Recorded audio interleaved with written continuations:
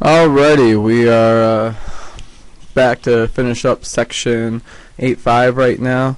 Yesterday we talked about trapezoids and isosceles trapezoids, and today we will talk about the last of the quadrilaterals from this chapter, and that is kites. Definition of a kite. Really, the best way to think about a geometric kite is to think about the kind of kite that you would have flown when you were a little kid. You know, you could probably draw that right now.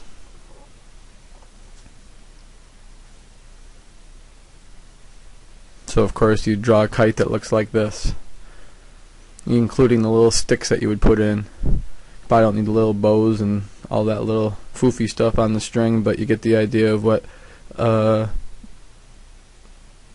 geometry kite really looks like. It looks the same as a kite that you remember from a long time ago.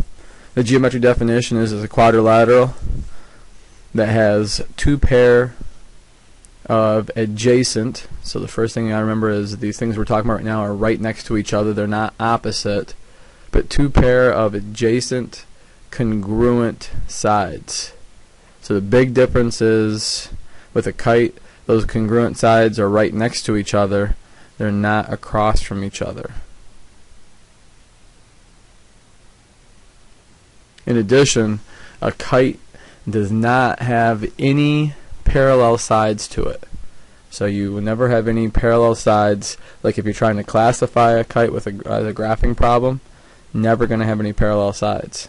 Okay, so you have two pairs of congruent sides right next to each other. There are two theorems that you're going to want to know about kites. These are things that provide additional information for you on diagram problems and such. The first one is that in a kite, the diagonals are perpendicular to each other. Again, think about the sticks on the back of a kite that you had when you were a little kid. Those sticks always formed a cross on the back of the kite, and so those will be 90-degree angles there in the center of the kite. That means that you're going to be dealing with a lot of right triangles here. So you can use Pythagorean theorem, you can use SOHCAHTOA, a lot of information you have because you have those right triangles. Also, it'll be easy to prove that a couple of those triangles in there will be congruent to each other to help you with more information. Second theorem is that in a kite, one pair of opposite angles are congruent. Only one pair. And I'm not going to tell you what pair of angles those are. I want you to explore with those today as you work and try to see if you can figure out which pair will be the ones that are always congruent. There is a way to describe that. Which pair will always be the ones that will be congruent. Actually, the other ones will always be bisected as well. It's not a theorem, but we could make it a theorem. But just something you might want to jot down is that the other pair of angles are always bisected by the diagonals. So again, think about that as you work through the diagram problems today. See if you can jot down that information. Maybe you'll email me that if you think you have a good idea.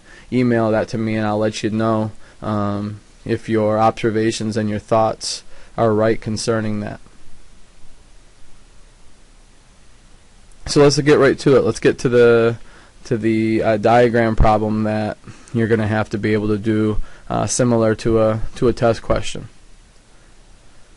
Alright, so you know that you've got a kite here, and in this kite I'm only going to give you just a couple pieces of information. I'll tell you that this piece here is 5 and this one here is 14, and then the little angle right in there is 40 degrees. So from that, find all the rest of the angles and sides. This would probably be a pretty good time to push pause right now and try it yourself.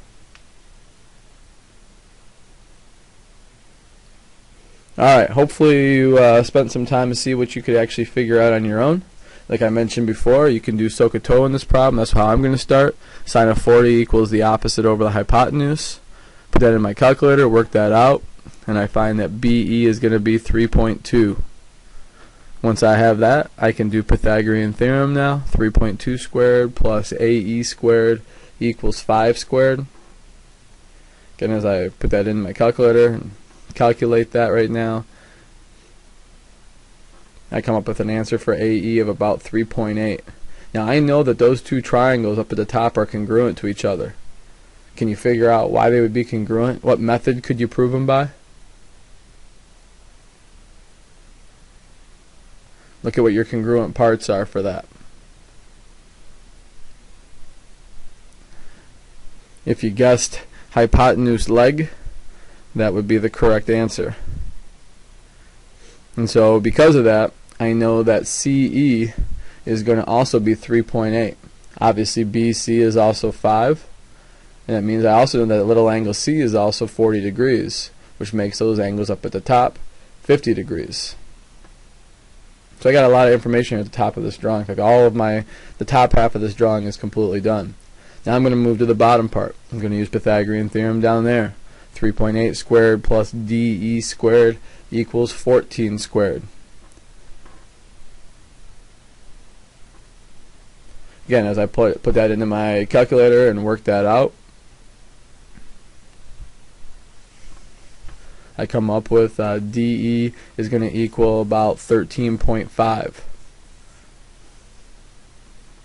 Now that I have that, I'm going to go back to SOHCAHTOA again, and you can use whatever ones you want. I'm going to use the sine of that bottom angle A, angle EAD, is opposite over hypotenuse.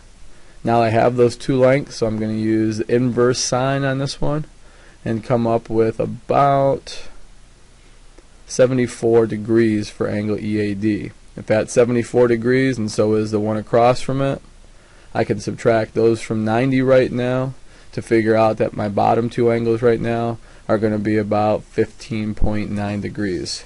And those are all of my angles and sides for that kite. Go back through it if you need to make more sense of anything that we did. Also have a graphing problem to do. Graphing one's going to be a little bit different this time because you know if it's a kite it's not going to have any parallel sides to it. So suppose I give you these 4 points. I give you 0, 0, -3, -4, 5, -10, and then 5, 0. Again, before I go through all this, I think it would make a lot more sense if you try it first and see what you can do and what you come up with as a good way to classify it.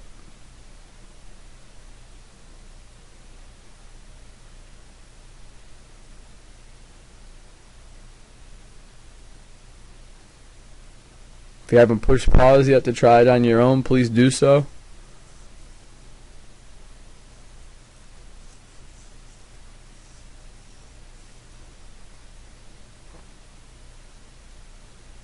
Alright, I'm going to work on it now. As always, I do slope to start. I'm looking at slopes of my opposite sides. So for side AB, I got 0 minus -4 is 4, and 0 minus -3 is 3.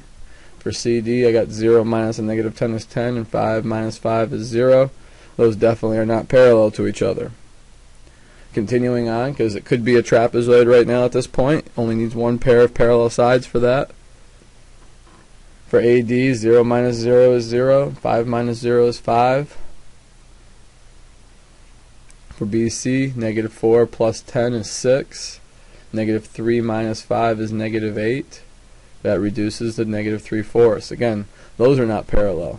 Now up until today we would say that this is just a quadrilateral. But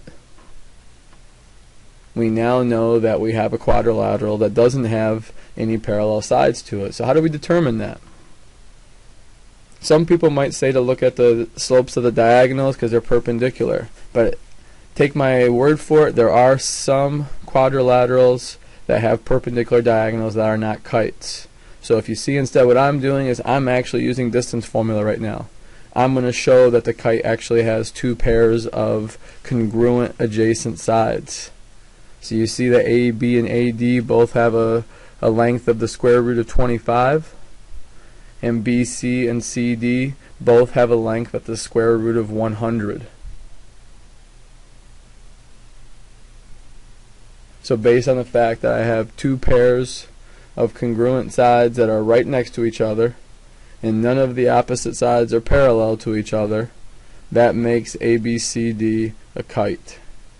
This is the method that I would advise for you to do if you're looking for a kite on a quiz or a test. You'll have opportunity to practice this in your homework. Please make sure you do. Make sure you know how to go through and figure out what shape it is of any of the quadrilaterals from this chapter. So last thing I'd like you to do before we do homework today is I'd like you to be able to put all the different shapes on the flow chart right now. All of the different quadrilaterals. Again, push pause right now if you want before I go any further.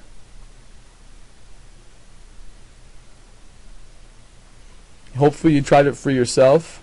I'm going to keep going through what my chart looks like. Again, we know that this is what we had the other day, that all of these different types of shapes are all types of parallelograms. We know that a square has all of the characteristics of both a rectangle and a rhombus. Now in our next branch, which we haven't seen yet, we got trapezoids. They're under their own branch because they only have one pair of parallel sides as opposed to the two that the parallelogram has. And then of course there are some special trapezoids that we call isosceles trapezoids that have congruent legs. My last branch is just kites because they have no parallel sides to them. Your homework assignment's got two parts to it. The first part's going to come out of page 546, a couple questions on kites. Those would be numbers 17 through 23. But I'd also like you to do on page, it's in the back of the book here. Let me see if I can find it real quick.